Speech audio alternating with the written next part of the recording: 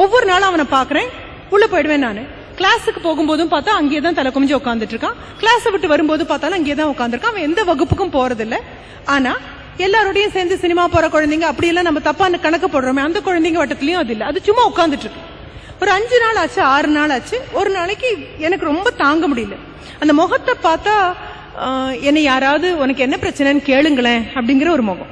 நம்ம எல்லாருக்கும் அப்படி ஒரு முகபாவம் வரும் வாழ்க்கையில. சில சமயம் பஸ்ல போகும்போது வரலாம், சில சமயம் ட்ரெயின்ல போயிட்டு இருக்கும் போது வரலாம், சில சமயம் நண்பர்கிட்ட வந்து சொல்ல தொடங்கிட்டு சொல்லாம வாய மூடிட்டு உட்கார்ந்து இருக்கும் போது வரலாம், சாப்பாட்டு மேடையில வரலாம், இல்ல எல்லாரும் போய் கோவிலுக்கு போலாம் அப்படிங்கும் போது சாமி பிரகாரமா வந்திருக்கும் போது நம்ம முகத்துல வேற ஏதோ கவலை இருக்கலாம். எல்லாருக்கும் வரக்கூடிய அந்த முகபாவம்.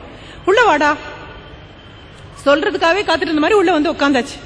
வந்து உட்கார்ந்ததுக்கு அப்புறம் ஸ்டாஃப் ரூம்ல 8:15 வந்து உட்கார்ந்துருக்கான். 18 வயசு பையன், சாதாரண முகம்.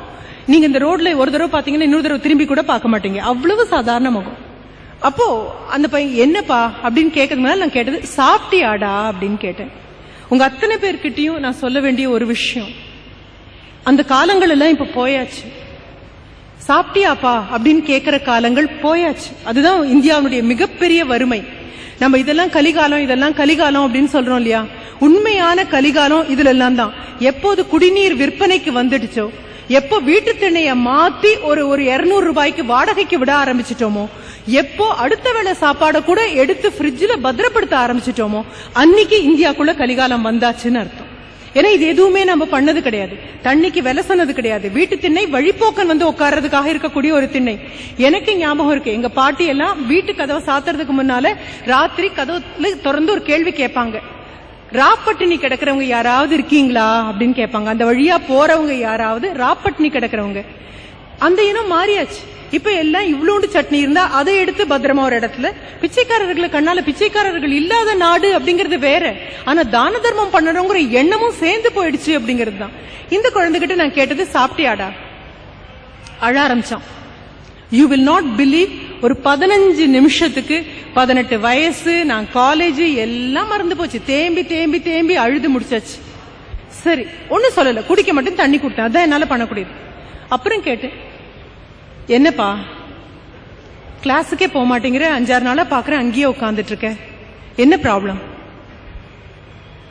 இதேதான், சொல்றதுக்கு ஆள் இல்லாத ஒரு ப்ராப்ளம் தான். அப்போ சொன்னா, அப்பாவும் அம்மாவும் காலையில எப்ப பார் சண்டை போட்டுட்டு இருக்காங்க. அதாவது உங்களுக்கு அடுத்த தலைமுறையை பத்தி பேசிட்டு இருக்கேன். அது உங்களுடைய மகனா இருக்கலாம், உங்களுடைய மகளா இருக்கலாம், உங்க மருமகளா இருக்கலாம், மருமகனா இருக்கலாம். நம்மளை விட்டு வெளியில எங்கேயும் போல நமக்குள்ளேயே இருக்கக்கூடிய சமுதாயம் தான் அது. நாம அவங்க கூட இல்லாததுனால வந்த பெரிய பிரச்சனை என்ன அப்படிங்கறத சொல்றேன். அவங்க நம்மளை ஏத்துக்கலையோ, நாம அவங்களை ஏத்துக்கலையோ, இதெல்லாம் அவங்கவுங்க அந்தரங்கப்பட்ட விஷயங்கள். அந்த பையன் சொன்னது, அப்பாவும் அம்மாவும் எப்ப பார் சண்டை போட்டுட்டு இருக்காங்க. அப்பா ராத்திரி தண்ணி அடிச்சுட்டு வந்து அம்மாவை அடிக்கிறாரு, காலையில அம்மா எந்த சமையலும் சமைக்கிறது இல்ல, பாத்திரம் பண்ணலாம் 2 பேரும் தூக்கி வீசிக்கிறாங்க.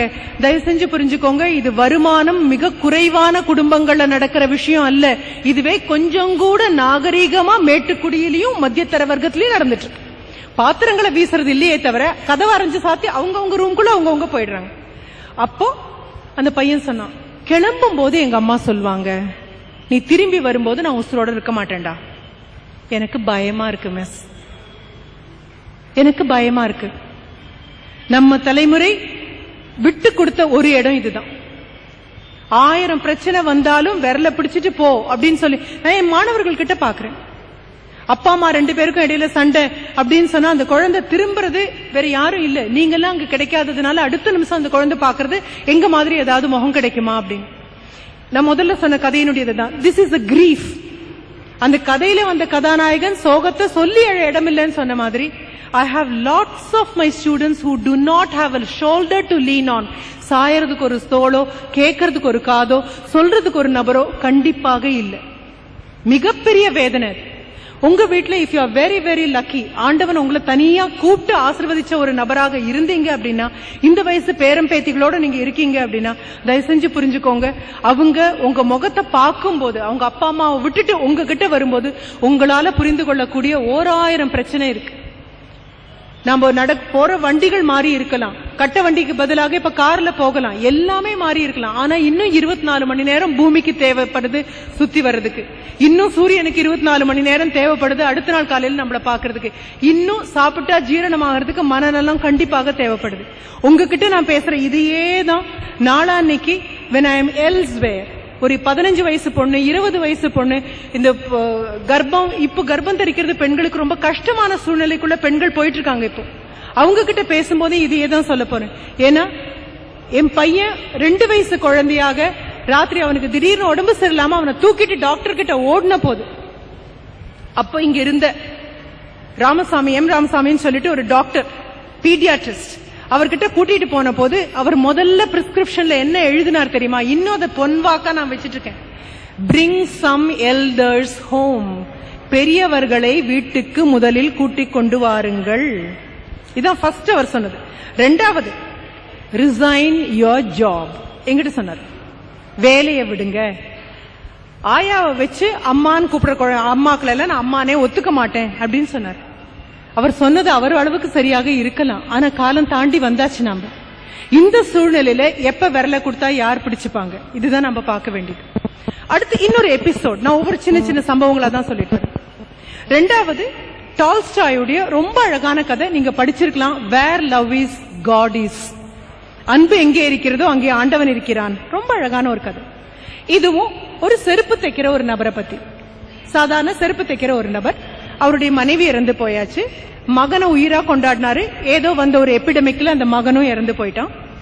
அவர் தான் இருக்காரு, செருப்பு தைச்சிட்டு இருக்காரு. மகனும் மனைவியும் இருந்த காலம் வரை சர்ச்சுக்கு போயிட்டு இருந்தாரு, எல்லாம் படிச்சிட்டு இருந்தாரு, வேதங்கள் எல்லாம் படிச்சாரு, விவிலியம் படிக்காத நாட்கள் போனதுல இதெல்லாம் உண்மை. இப்போ சோகத்தை தவிர மனசுல எதுவுமே இல்லை. அப்போ அந்த வழியா போன பாதிரியார் சொல்றாரு, இவ்வளவு சோகத்தை மனசுல வச்சிட்டு இருக்காத, நீ கூப்பிட்டா ஆண்டவன் கண்டிப்பா வருவான் அப்படின்னு. உடனே அவர் என்ன நினைக்கிறாரு, சரி செருப்பு தைச்சிட்டு இருக்கும்போது மனசுல அவருக்கும் ஆண்டவனுக்கும் ஒரு சின்ன உரையாடல். அந்த உரையாடல்ல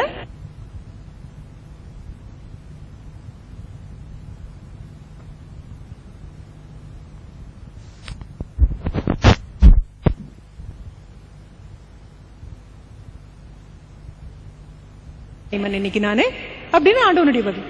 ரொம்ப சந்தோஷம்.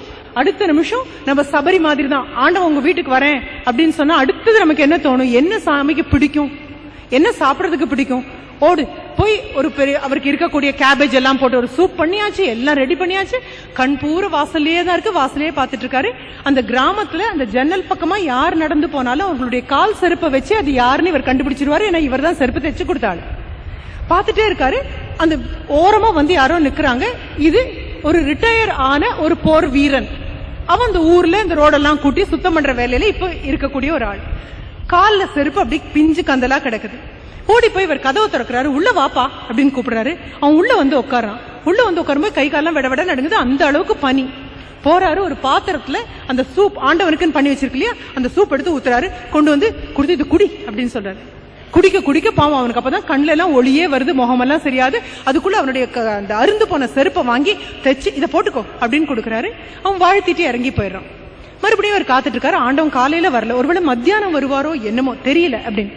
அந்த நேரம் பார்த்தா வெளியில மறுபடியும் எட்டி பாக்குறாரு. ஒரு லேடி, ஒரு சின்ன பெண், மீறி போனா 25 வயசு இருக்கும், ஒரு குழந்தையோட நின்றுட்டு இருக்கா. குழந்தை வீல் வீல்னு கதறிட்டு இருக்கு. கதவை திறந்து மறுபடியும் உள்ள கூப்பிடுறாரு. உள்ள கூப்பிட்டு அவளை உட்கார வைக்கிறாரு. அவளை பார்க்கும்போது தோணுது, இறந்து போன தன்னுடைய மகன், அவன் வளர்ந்தவனுக்கு ஒரு கல்யாணம் ஆயிருந்தா இப்படிதான் ஒரு மருமகளா இருந்திருக்கும் அப்படின்னு. குழந்தை எடுத்து கையில வாங்கிக்கிறாரு. பார்த்தா முகம் எல்லாம் இறுகி போயிருக்கு அந்த பொண்ணுக்கு. மறுபடியும் இந்த சூப் அவர்கிட்ட இருக்கிறது தான், இந்த சூப்பை கொண்டு வந்து கொடுக்குறாரு. அந்த குழந்தைய கையில வச்சுக்கிட்டு அதுக்கு முகத்தெல்லாம் கோணமானையெல்லாம் பண்ணி காமிக்கிறாரு. சின்ன குழந்தைங்களுக்கு முகத்தை அப்படியே அழகா வச்சிட்டு இருக்கிற நபரை பார்த்தா எந்த சிரிப்பும் வராது. முகத்தை எத்தனை கோமாளித்தனம் பண்றாரோ அதெல்லாம் பண்றாரு. உடனே இந்த குழந்தை ககான்னு பெருசா சிரிக்குது. இவர் உள்ள இருந்து பெரிய பெரிய துணி, தன்னோட பழைய துணி எல்லாம் இருக்கு, அதெல்லாம் கொண்டு வந்து அவளுக்கு கொடுக்குறாரு. ஒரு ஸ்வெட்டர் எல்லாம் கொடுக்குறாரு, ஷால்னு கொடுக்குறாரு, போத்திக்கோன்னு சொல்றாரு. அப்புறம் கேட்கிற, என்னமா அது இப்படி இருக்க நீ அப்படின்னு கேட்டபோது அவர் சொல்றா, என் கணவன் போருக்கு போனவன் இன்னும் திரும்பியே வரல, எனக்கு வழியே தெரியல இந்த குழந்தைய வச்சுட்டு. I am a wet nurse அப்படின்னு சொல்றா. வெட் நர்ஸ் அப்படின்னா உங்களுக்கு தெரியும், ஏதாவது ஒரு தாய்க்கு அவளுடைய குழந்தைக்கு தாய்ப்பால் கொடுக்க முடியாத அளவுக்கு உடல்நிலை பாதிக்கப்பட்டிருந்தா இன்னொரு தாய் தன்னுடைய முலைப்பால அந்த குழந்தைக்கு கொடுப்பா. அது வந்து வெட் நர்ஸ் அப்படின்னு சொல்லுவோம். இது சாதாரண கிராமப்புறங்கள்ல கூட இருக்கிற வழக்கம் உண்டு. ஏன்னா கூட்டு குடும்பமாக இருக்கக்கூடியதுல பார்த்தா பெரியம்மா, அத்தை, சித்தி எல்லாருக்கும் ஒன்னா குழந்தை பிறந்ததுன்னா ஒருத்தர் மாத்தி ஒருத்தர் அந்த குழந்தைக்கு பால் கொடுத்திருப்பாங்க. அப்படிதான் நின்னுது இந்த பந்தம். சோ அப்படின்னு ஐம் a வெட் நர்ஸ். சொல்றாரு உங்க குழந்தைக்கே பால் இல்லையே அப்படின்னு சொல்லும்போது அவர் சொல்ற, நான் சாப்பிடறதே விட்டாச்சு, எனக்கு சாப்பாடே இல்லையே. கொடுத்து எல்லாத்தையும் பண்ணி அந்த குழந்தைய அரவணைச்சு தன் கையில இருக்கிற கொஞ்சம் கொடுத்த காசையும் கொடுத்து அனுப்புறாரு. அவளை அனுப்பிட்டு மறுபடியும் சரி காலையில வரல, மத்தியானம் வரல, மாலையில வருவார் ஆண்டவன் அப்படின்னு பாத்துட்டு இருக்காரு. பார்த்தா வெளியில என்னமோ சண்டையா இருக்கு. எட்டி பாக்குறாரு, ஒரு வயசான ஒரு பாட்டி தலையில இருந்து ஒரு கூடை இறக்கி வச்சிருக்காங்க. அதுல